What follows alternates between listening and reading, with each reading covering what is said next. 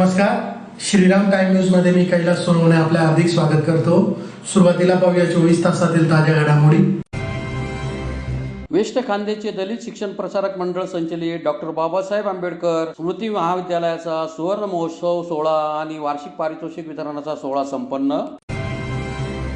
धुळे, नंदुरबार व जळगाव जिल्हा ग्रामसेवकांची सहकारी पतसंस्थेच्या चेअरमनपदी किसन पावरा तर व्हाईस चेअरमनपदी संजय पाटील यांची बिनविरोध निवड।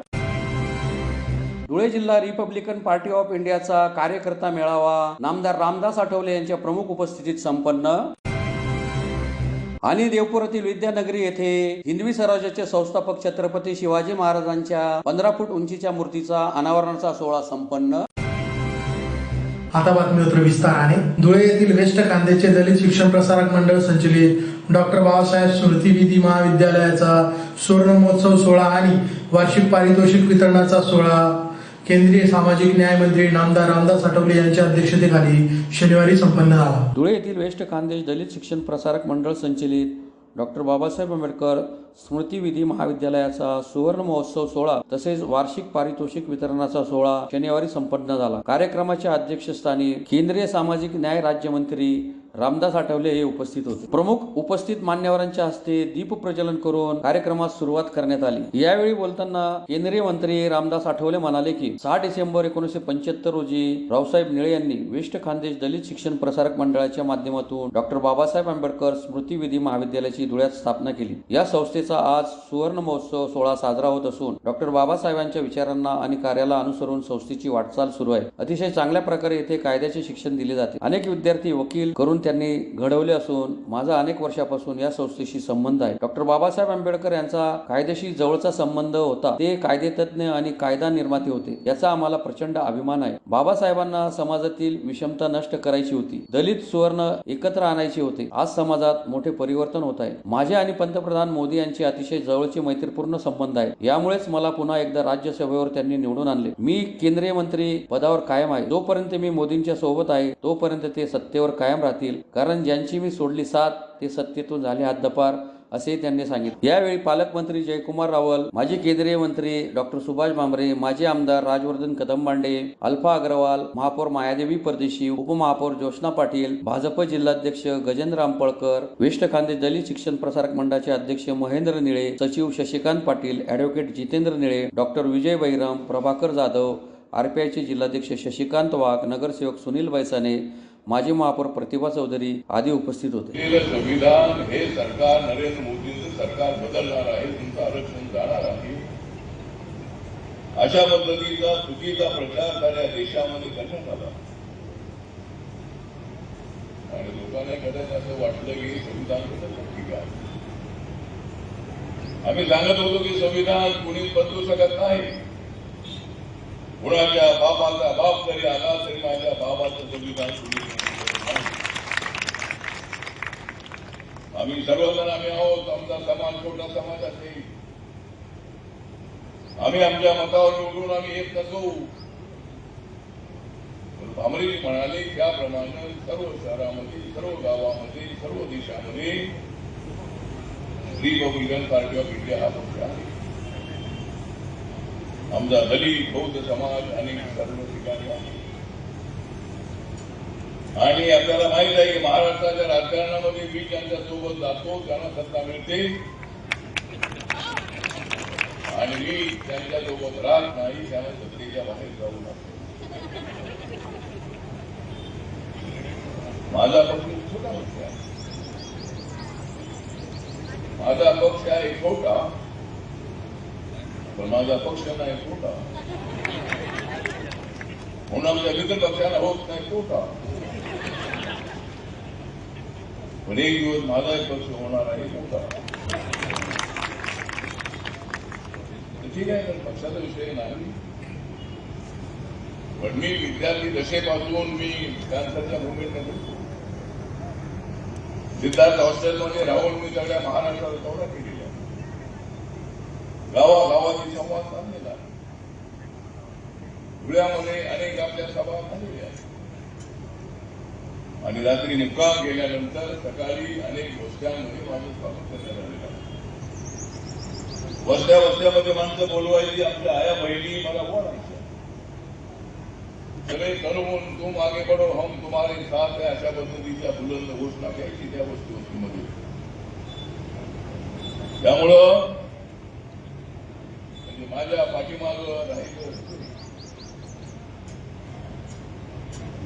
पाठीमागं राहिलं धुळे, म्हणूनच मंत्रिपदावर पोहोचलो मीटिंगच्या मुळे. आपण कदाचित नसतात तर कदाचित मला त्या ठिकाणी जाण्याची संधी मिळाली नाही. नरेंद्र मोदी साहेबांच्या सोबत माझे संबंध अत्यंत चांगले आहेत. संसदेमध्ये बसून चारोळ्या केल्यामुळं माझे फॉलोअर सगळ्या जगभरामध्ये आहेत. मी अमेरिकेमध्ये गेलो तर मला प्रत्येक भेटणारा माणूस म्हणतो की मी तुमचा फॅन आहे.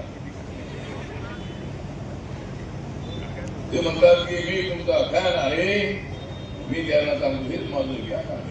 धुळे व नंदुरबार व जळगाव जिल्हा ग्रामसेवकांची सहकारी पतसंस्थेच्या चेअरमनपदी ग्रामसेवक किसन पवार व व्हाईस चेअरमनपदी ग्रामसेवक संजय पाटील यांची बिनविरोध निवड झाली. धुळे नंदुरबार व जळगाव जिल्हा ग्रामसेवकांची सहकारी पतसंस्थेच्या चेअरमन व व्हाईस चेअरमन पदासाठीची निवडणूक अधिकारी अमोल इंदाईत यांच्या अध्यक्षतेखाली खेळीमेळीच्या वातावरणात संपन्न झाली. यावेळी चेअरमनपदी ग्रामसेवक किसन पावरा व व्हाईस चेअरमनपदी ग्रामसेवक संजय पुंडलिक पाटील यांची बिनविरोध निवड करण्यात आली. तसेच मानव सचिवपदी चंपालाल पावरा, खजिनदारपदी दिनेश पाटील, नंदुरबार शाखा अध्यक्षपदी कल्पना तानाजी वसावे यांचीही बिनविरोध निवड झाली. यावेळी नवनिर्वाचित चेअरमन, व्हाईस चेअरमन व संचालक यांचा शाल, श्रीफळ, पुष्पगुच्छ देऊन सत्कार करण्यात आला. या प्रसंगी संघटनेचे अध्यक्ष प्रफुल्ल शिंदे, सचिव अविनाश तिरमले, उपाध्यक्ष जितेंद्र गवळी, कार्याध्यक्ष चेतन पाटील, माजी अध्यक्ष उमाकांत बोरसे, सीजी गिरासे, संजय बोरसे, संदीप देवरे, चतुर पवार, गोकुळ ठाकरे, नंदुरबार जिल्ह्याचे अध्यक्ष दौलत कोकणी, सरचिटणीस गणेश मोरे, संघाचे अध्यक्ष हिम्मत वंजारी, संजय देवरे, आर डी पवार, शरद पाटील, कुंवरसिंग नाईक, नरेंद्र पहाडवी, प्रमोद पाटील यांच्यासह संघटनेचे पदाधिकारी उपस्थित होते. जळगाव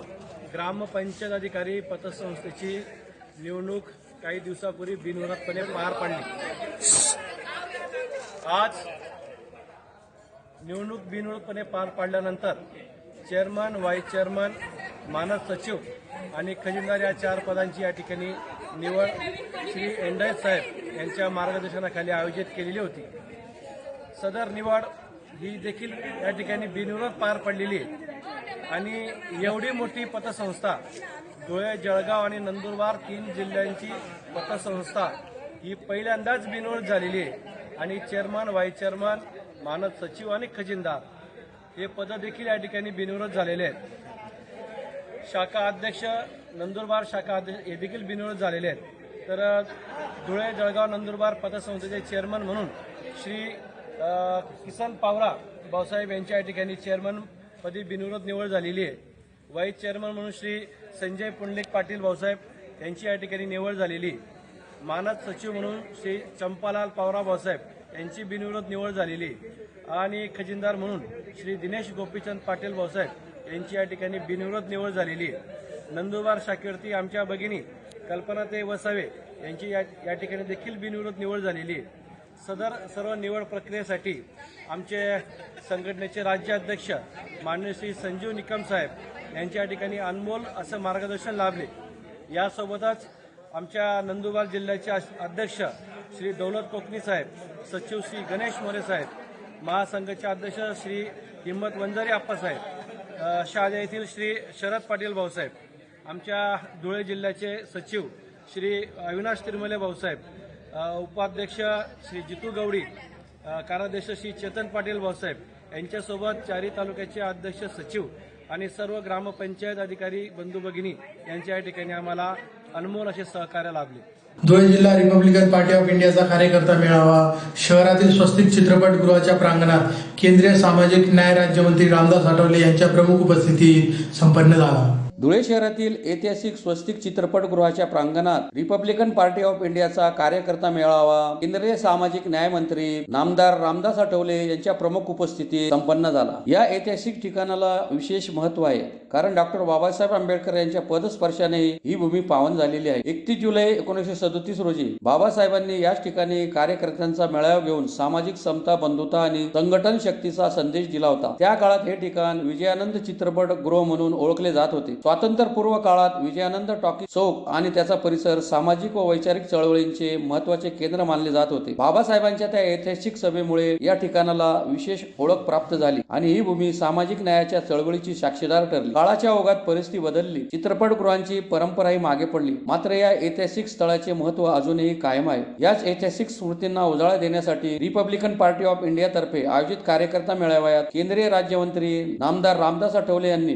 उपस्थित कार्यकर्त्यांना मार्गदर्शन करत सामाजिक न्याय, समता आणि संविधानाच्या मूल्यांचे पालन करण्याचे आवाहन केले। या मेळाव्यास माजी मंत्री डॉक्टर सुभाष भामरे, ज्येष्ठ नेते सुधाकर जाधव, ज्येष्ठ नेते Valmik Damodar, Republican Party of इंडियाचे जिल्हाध्यक्ष शशिकांत वाघ, उपाध्यक्ष प्रभाकर जाधव, विजय पाचापूरकर, महेंद्र निळे, SR बागुल, अमोल कवाळे, रामभाऊ मानिक, रमेश मकासरे, मुरली वाघ, राजू सिरसाट, प्रेमानंद आयरे, आबा खंडारे, काशीनाथ साबरे यांच्यासह मोठ्या संख्येने पदाधिकारी व कार्यकर्ते उपस्थित होते। जवळपास 88 वर्षापूर्वी डॉक्टर बाबासाहेब आंबेडकर यांचे या ठिकाणी ऐतिहासिक आगमन झाले होते। 1 जुलै 1937 रोजी भव्य दिव्य असा कार्यक्रम आणि भाषण बाबासाहेबांचं झालं। सरकारी गॅजेटमध्ये देखील त्याची नोंद आहे। विजयानंद थिएटर म्हणून त्यावेळेस ते कार्यरत होते। आता त्यांचं नाव स्वस्तिक टाकी झालं आहे आणि त्या इतिहासाची पुनरावृत्ती जवळपास 88 वर्षानंतर डॉक्टर बाबासाहेबांच्या अन्वये त्याच्या विचाराने ज्यांनी आपले आचरण सातत्याने चालू ठेवलं असे आमचे रामदासजी आठवले साहेब या ठिकाणी त्यांच्याकडून हा कार्यक्रम होत आहे। हा पक्षाचा मेळावा आहे। बाबासाहेबांच्या खुल्या पत्रावर आधारित हा पक्ष, पण तो त्या अगोदर दलित पॅंथर या दीनदलितांच्या दुबळ्यांच्या प्रश्न सोडवण्यासाठी जी निर्माण झालेली होती, त्यातून पुढे रिपब्लिकन पार्टी ऑफ इंडियामध्ये त्याचं रूपांतर झालं। आज आपण बघत आहोत सर्व दीनदलित, शेठजीभट वगैरे कुणीही नाही, सर्व समस्या घेऊन आलेल्या आहे आणि अशा समस्याग्रस्त लोकांना नेहमी हात देण्याचं काम आपल्या मंत्री महोदय रामदासजी आठवले साहेबांनी नेहमीच केलेलं आहे। असा हात देण्याचं कार्य त्यांनी नेहमी केलेलं आहे। हा हात सहकार्य करण्यासाठी, खाली पडलेल्या उचलण्यासाठी, हात उगारण्यासाठी नसतो आणि म्हणून पक्षाच्या कार्यकर्त्यांनी, पदाधिकाऱ्यांनी नेहमी हे भान नेहमी ठेवलं पाहिजे। इथं डोळ्याचा माझ्याजवळ शशिकांतजी वाघ असतील, राजूबाबा शिरसाट असतील, त्यांनी हात दिलेला आहे मदतीसाठी, कधी 14 एप्रिल, कधी काय, पण तो हात कधी उगारण्यासाठी नाही, तर एक चांगल्या कार्यक्रमासाठी त्यांच्या लेखणीतून कुणाला वेठीस धरण्याचं काम झालेलं नाही। आणि म्हणून साहेबांनी जुने जे लोक आहेत त्यांना कधीही सोडलेलं नाही, त्यांना पुन्हा पदावर ठेवलं। हमारी सरकार नरेंद्र मोदी जो योजनाएं बनाई, सब योजनाओं का फायदा हमारे मुस्लिम आवाम को होता है। अब अल्लाह ताला चाहती है हमारे जो मसाइल है, इस मसाइल को हल करने के लिए मैं आपके साथ हूँ। रिपब्लिकन पार्टी आपके साथ है, कोई डरने की बात नहीं है। अलग अलग पार्टी की भूमिका अलग अलग हो सकती है, लेकिन मेरे पार्टी का माइनॉरिटी विंग है। महाराष्ट्र में, ऑल इंडिया में, हर जिले में माइनॉरिटी की विंग हमारी काम करती है।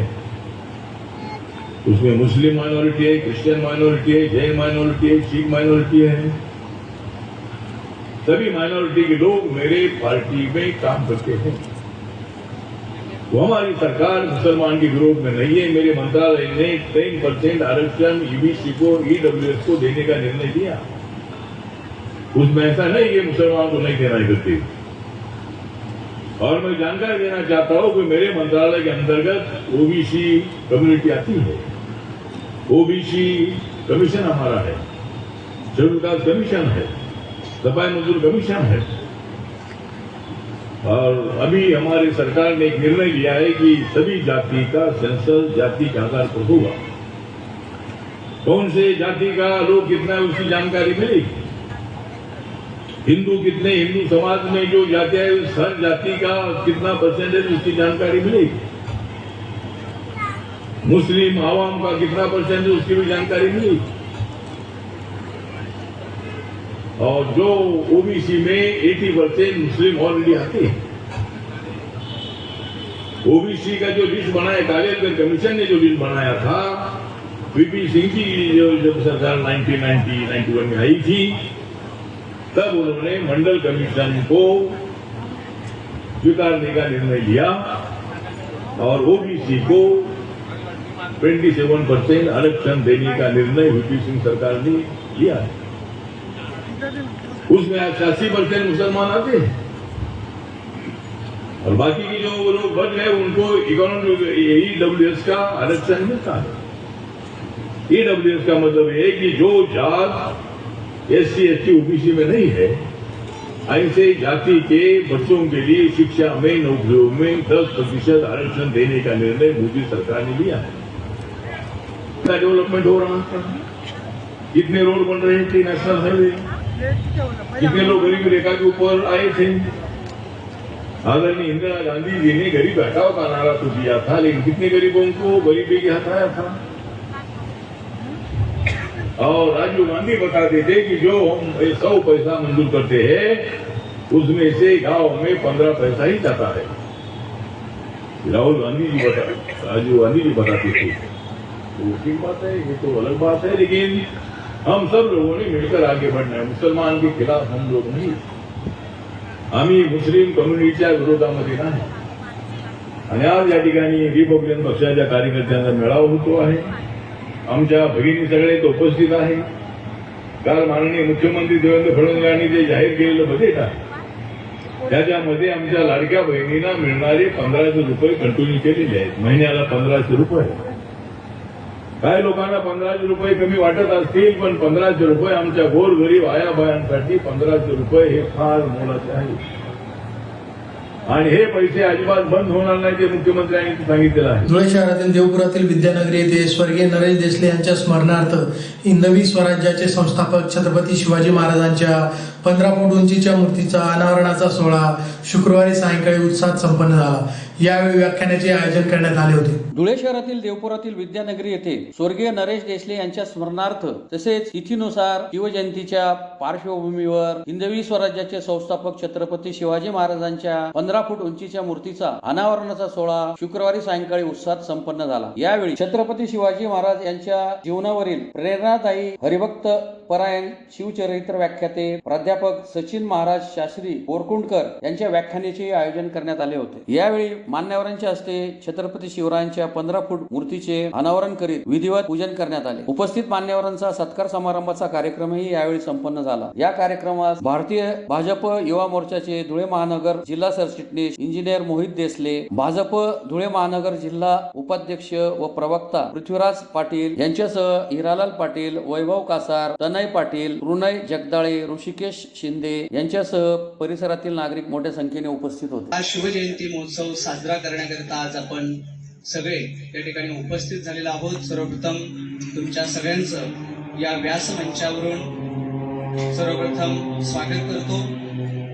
स्वर्गीय श्रद्धेय श्री नरेश चित्रू देसले यांच्या पवित्र स्मरणार्थ हिंदवी स्वराज्याचे संस्थापक छत्रपती शिवाजी महाराज यांच्या जयंती प्रित्यर्थ भव्य अनावरण व पूजन सोहळा सुद्धा आपण या ठिकाणी पाहिला। आणि या समवेत